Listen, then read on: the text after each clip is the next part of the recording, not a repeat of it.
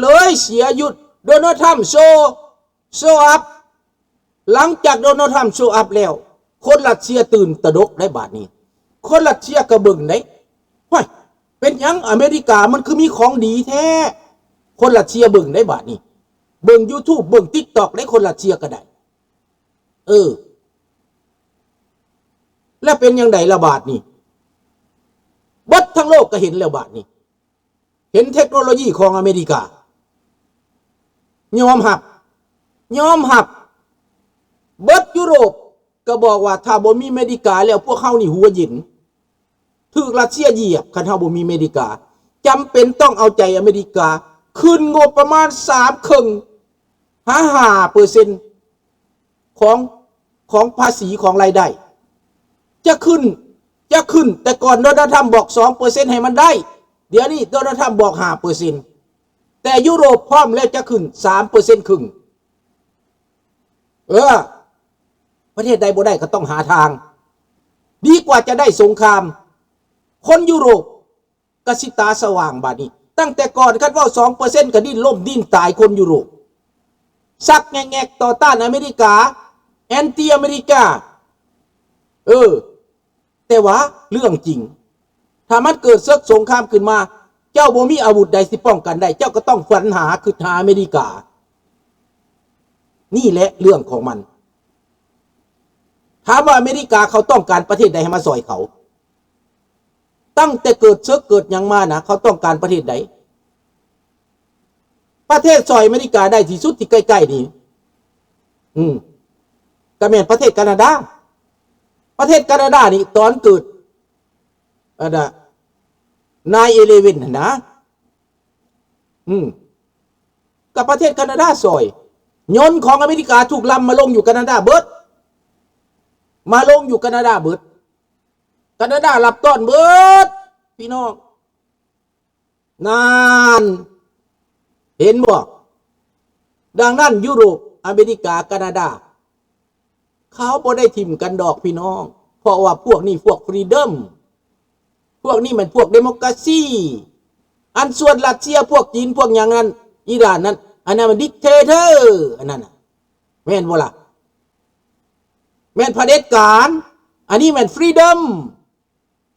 แม่นบ่กูว่างอันนี้แม่นฟรีดอมได้F22 ก็ยังบ่ทันเฮ็ดหยังได้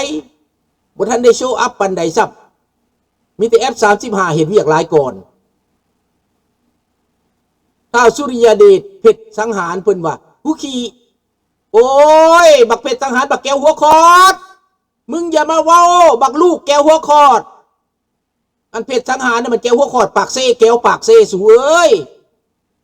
เบิ่งแก้วปากเซ่มันว่าผู้ขี่มันว่าโคตรพอบักเพชรสังหารมึงนั่นแล้วที่ให้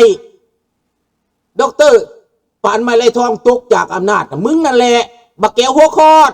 เดี๋ยวครอบครัวมึงเพชรสังหารมึงน่ะมึงระวังดับจิบหายไววอดจำไม่เด้อสุเจ้าเด้อมันใส่ชื่อว่าเพชรสังหารมันแก้วเด้อบ่แม่นลาวเด้อแก้วเด้อพี่น้องเด้อนามสกุลเพชรสังหารนั่นนะแม่นแก้วปักเทมึงอย่ายิงใหญ่มึงอย่ายิงใหญ่กูจักเบิดโคตรตระกูลหัวคอดน่ะนะพวกใดที่เป็นปรปักษ์น่ะกูหักตั้งแต่แก้วดีแก้วเวียดเจียวดีกูหักแต่ขั้นแก้วแบบคือบักเป็ดสังหารเนี่ยนะแก้วสุริยเดชเป็ดสังหารนี่ไปเบิ่งโลดพี่น้องอันนี้แหละพี่น้องเฮาเว้าอเมริกาเฮ็ดมันว่าฮุขี้มันว่าเพิ่นเก่งได้เพิ่นสร้างหยังเพิ่นสร้างบั้งไฟสิไปยิงใส่อเมริกาผู้ในประเทศลาวได้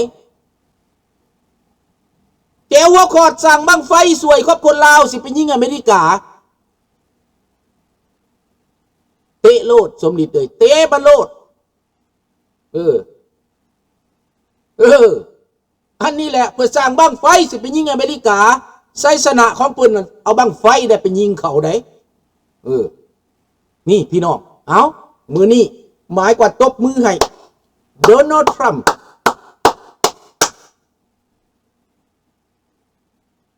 พี่น้องเจ้าสิว่าจังได๋ก็ว่าอเมริกาเข้ามาแห้งแล้ว เขาปราบพวกที่ว่าบ่ดีต่อเขาเขาปราบพวกที่เขามาวุ่นวายในอเมริกาเขารักษาประเทศเขาเพื่อพลเมืองของเขาบังไฟกับซีเมนตีคนสิยิงบังไฟแต่เมืองลาวมาฮอดเขาได้ โอ้ไสสนะของทงรุ่นเอาบังไฟบุญละมายิง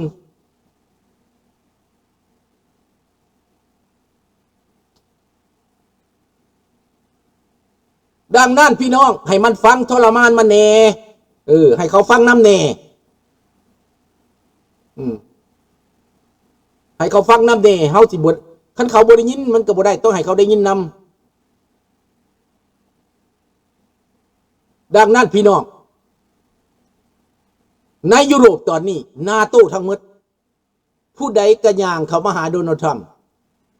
เพราะว่าบ่มีประธานาธิบดีคนใดที่ว่าไปจัดการกับอิหร่านเจรจาแล้วเจรจาอีกหมดเงินเป็นหลายพันล้านสำหรับต่อรองกับอิหร่านบ่ให้มีนิวเคลียร์แต่ก็บ่สำเร็จเป็นจักปีมาแล้วโดนัลด์ทรัมป์สั่งภายในแต่2 วันเท่านั้นโอ้ยคอยสิเฮ็ดบ่คอยสิบ่เฮ็ดบ่โอ้ยบางเทื่อคอยก็ยิงบางเทื่อคอยก็บ่ยิงโดนัลด์ทรัมป์เว้าแบบนี้ได้เบิดทุกคนโอ้ยตายแล้วโดนัลด์ทรัมป์สังมาเฮ็ดจังซี่ย่านอิหร่านบ่แต่บัดสุดท้ายแล้วมืดฟ้ามัวดินมาแบบบ่ได้ยินเสียงมาแบบบ่เห็นตนเห็นตูจักอยู่สิใด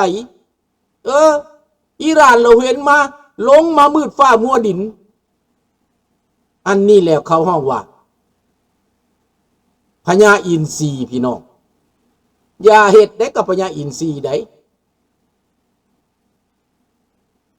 นี้นั่นแหละพี่น้องเนาะเดี๋ยวนี้โดนัลด์ทรัมป์เป็นพระเอกและอยู่ในยุทธนาโต้กันนะ24 ชั่วโมงเป็นบ่ล่ะ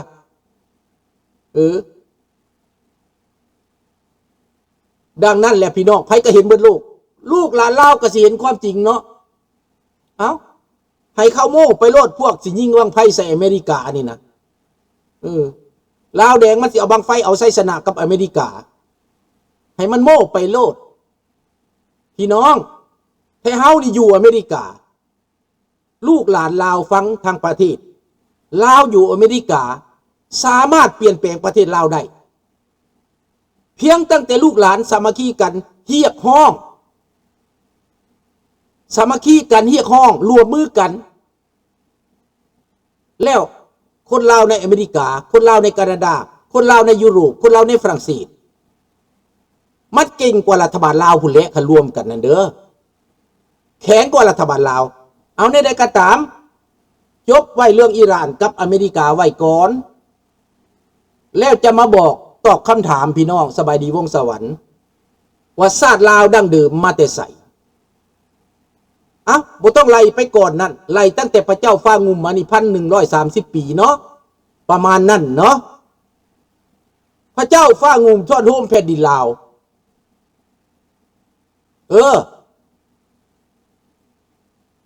มาเป็นลาวบางครั้งกับไทยมาครอบครอง100 กว่าปีบ่ประเทศไทยมาครอบครองแต่ประเทศลาวก็พลิกออกได้รอดออกได้พระเจ้าแผ่นดินลาวเอาประเทศลาวออกจากประเทศไทยได้ยังเหลือเท่านี้ส่วนหนึ่งก็พลิกบ่ได้อันนี้แหละพี่น้องพลิกออกจากการปกครองของประเทศไทยได้ด้วยวิธีทางอื่นทางหลายวิธีทางให้มาปกครองเป็นตัวเองให้ลาวเป็นลาวนะพลิกออกจากแก้วได้ให้ลาวเป็นลาวสมัยเบาได้สมัยอีหยังสมัยก่อนพุ่นนะกะแก้วกับพ่อแก้วนี่แหละพี่น้องประเทศลาวเป็นลาวคู่มือนี้มาแบบนี้แหละพี่น้องภาษาลาวยังอยู่มีตัวหนังสือมีวัฒนธรรมมีประเทศตั้งแต่พระเจ้าฟ้างุ่มมาล่มลุกคุกคานมานี่อยู่มาได้ใดรอดมาได้ใดก็แม่นผู้นำมีพลิกไหว แม่นผู้นำมีพลิกไหวนั่นพี่น้องใครเป็นผู้สร้างประเทศนี้มา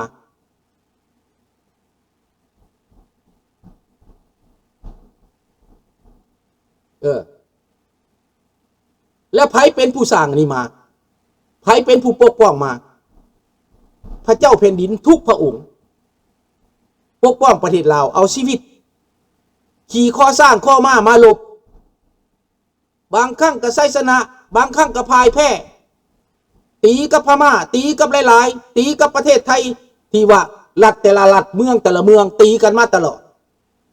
สุดท้ายก็มาเหลือแต่แผ่นดินล้านสร้างห่มขาวนี่แหละในแม่น้ำคลองนี่มาจากบรรพบุรุษลาว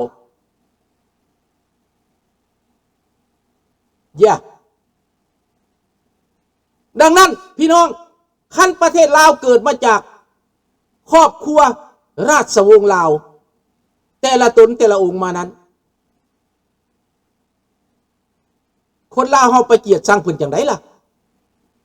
คนลาวเฮาไปฟังความแก้วจังไดล่ะคนลาวไปฟังความจีนจังไดล่ะเหลนพระเจ้าพระงุ่มยังอยู่ถึงว่าพวกม้างลาวแดงกับแก้วแดงฟังคักๆเด้อข้าพเจ้าด่าลาวแดงกับด่าแก้วแดงได้บ่ได้ด่าคนลาวบ่ได้ด่าลูกหลานได้แก้วแดงกับลาวแดงแก้วแดงกับลาวแดงแม่นไผแม่นพวกไส้อำนาจป่าเถื่อนแม่นพวกเผด็จการกดขี่ข่มเหงคนลาวนี่ผู้สร้างแม่นลูกหลานเหลนหลอนพระเจ้าฟ้างุ่มกับประชาชนลาวทั้งประเทศแม่นไฟฟ้าประชากรของพระองค์สร้างประเทศแล้วผู้ใดมามั่งสบาดนี้พวกเจ้าผู้ใดมามั่งเดี๋ยวนี้ลูกหลานเหลนหลอนพระเจ้าพระองค์ของพระเจ้าฟ้างุ่มอยู่ใสเหลนของพระเจ้าฟ้างุ่มยังเหลือหลายคนอยู่แต่ว่าผู้แข็งแรงมี2พระองค์ยังมีชีวิตอายุเต็มวัยอยากกลับบ้านเต็มทีคันสิอ้าปากขึ้นมากระย่านพิษใจคนเหลนของพระเจ้าฟ้างุ่มบางคนว่าย้อนมันโง่พวกเจ้าด่าบรรพบุรุษพวกเจ้าโง่เจ้าก็ฉลาดหลายเนาะสายรำนี่เจ้าฟังดีๆเจ้าสิฉลาดกว่าเพิ่นบ่เจ้าต้องคิดได้เจ้าสิฉลาดกว่าเพิ่นบ่ก็สิฉลาดกว่าเพิ่นก็เอาบ้านคืนเนาะสายรำเอาบ้านคืนเด้อดังนั้นบ่มีผู้ใดฉลาดบ่มีผู้ใดโง่เกินกันมันแม่นความสามัคคีหันแหละ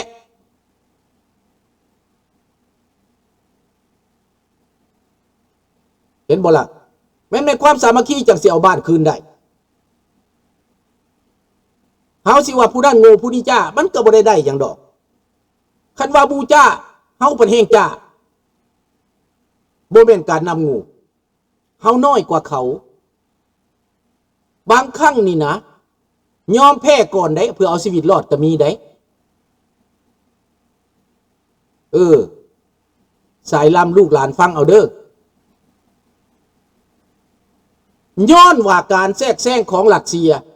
ของโซเวียตของจีนเขาหลายกว่าเฮาเขาพันกว่าล้านรัสเซียก็200-300 ล้านเขาหลายกว่าเฮาว่าซั่นไปและคอมมิวนิสต์หลายกว่าเฮาแก้วก็หลายกว่าเฮายามมันฮ้อนยามมันหลายจังซี่นะแม้นจะแล่นใส่ก็ตายเบิดต้องใช้เทคนิคสู้มันสิ100 ปี1,000 ปีก็ต้องสู้ต่อไปเหมือนดังคนยูเครนนั่นแหละตอนยูเครนเป็นทาสเขาเจ้าสิว่ายูเครนโง่ก็ได้เพราะว่าเขาคุมได้เบิดเจ้าสิว่าเขาโง่ก็ได้ตอนเขามีเหือมีแหงแต่มีจังหวะเขาก็สู้คืนลูกหลานพ่อเข้าใจแล้วบ่ลุงเว้านี่นะดังนั้นลูกหลานของพระองค์เหลนของพระเจ้าฟ้างุ่มยังอยู่ถามว่าเพิ่นเฮ็ดหยังชั่วเพิ่นเฮ็ดหยังบ่ดีเพิ่นมีความผิดแล้วบ่ยังปกครองประเทศก็บ่ได้เคยปกครองเพิ่นฮักกันใหญ่ตอนเพิ่นออกจากประเทศก็มีแต่12-13 ปีหนีจากประเทศ12-13 ปีมีความผิดแล้วสั่นบ่ปูก็เอาไปฆ่า พอก็เอาไปฆ่า